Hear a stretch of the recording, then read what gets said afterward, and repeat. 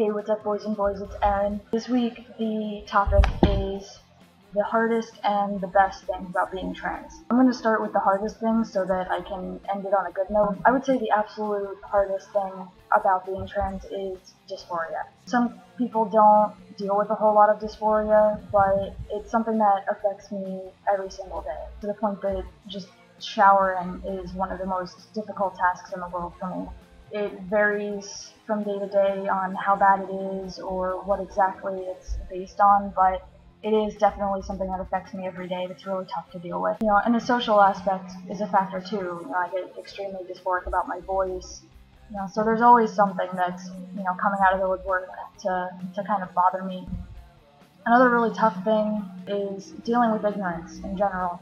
People who don't understand saying really hurtful things. And they don't always mean to be hurtful, but they don't really understand. I'm totally cool with questions and people trying to understand, but when I'm told that, I can't be a feminist anymore, or that I'm betraying women by transitioning, or that ever popular, you're mutilating your body, it's really hard to explain why those things are wrong to someone who is just set in their opinions. And it's tough to feel like I have to defend myself and my beliefs just based on, the body I was born in. Just having to explain those things sometimes can contribute to the dysphoria in itself.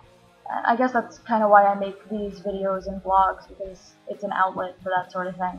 The best things about being trans, on the other hand, first and foremost being the support. The transgender community is full of some of the most loving, accepting, and intelligent people that I've ever had the pleasure of speaking to. There's a really strong sense of connection there, because we all know what it's like to deal with dysphoria and mistreatment in society and families not understanding and things like that. It's a really unique struggle that most people never have to encounter. So when you talk to another trans person, you already understand a lot of their everyday struggles and you can empathize with that, but also just focus more on who they are and getting to know them as a person rather than talking about transition. The other great thing is that I know I wouldn't be the person I am today without this struggle. I would probably take a lot for granted, and while I still think I'd be a compassionate person and would want to fight for equality and all that, I don't think I'd be nearly as aware and as conscious of the many, many injustices within our culture, from race issues to socioeconomic issues to gender inequality.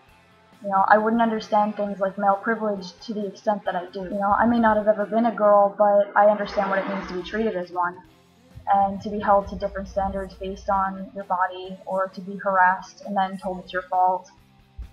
I'd still believe in equal rights for women, but I might not be as adamant about being a feminist and aware of the less obvious everyday oppressions that women face. I really value these things both as part of my contribution to the world we live in, as well as part of who I am.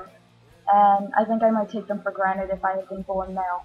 I might have taken that male privilege in general for granted, rather than wanting to use it to fight against those injustices. Long story short, it's made me the person I am today, and that's pretty invaluable. Everything that you go through, everything that you encounter makes you who you are. You gotta take the good with the bad and just accept the fact that, you may not be the same person without your experiences. And as much as it's really tough to deal with, I really do value that. It's a quick one this week, which is rare for me. I'll catch you guys next week. Peace out.